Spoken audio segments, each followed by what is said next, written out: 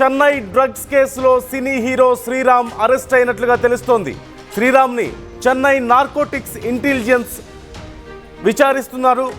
దాదాపుగా 2 గంటల పాటు శ్రీరామ్ విచారణ కొనసాగింది. శ్రీరామ్ బ్లడ్ శాంపిల్స్ సేకరించారు పోలీసులు.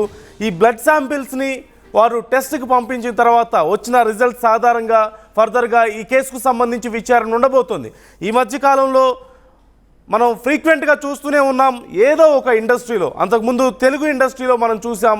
తెలుగు ఇండస్ట్రీలో వరుసగా ఈ డ్రగ్స్ కేసుకు సంబంధించినటువంటి సంచలనాన్ని పెద్ద పెద్ద హీరోల దగ్గర నుంచి డైరెక్టర్స్, ప్రొడ్యూసర్స్, హీరోయిన్స్ చాలామంది పేర్లు బయటకు వచ్చాయి. ఆ తర్వాత మొన్న ఈ మధ్యనే కేరళలో జరిగినటువంటి డ్రగ్స్ రైడ్కి సంబంధించి మనం చూసాం. సినిమా ఇండస్ట్రీకి సంబంధించిన ప్రముఖ నటుడు టామ్ చాకో కూడా, కేరళ ప్రముఖ నటుడు, తెలుగులో కూడా ఆయన చాలా సినిమాల్లో నటించారు. ఆయన్ని కూడా అదుపులోకి తీసుకున్న విషయం, ఆయన మీద కేసు నమోదు చేసి తర్వాత విచారణ చేసిన విషయం కూడా మనం చూసాం.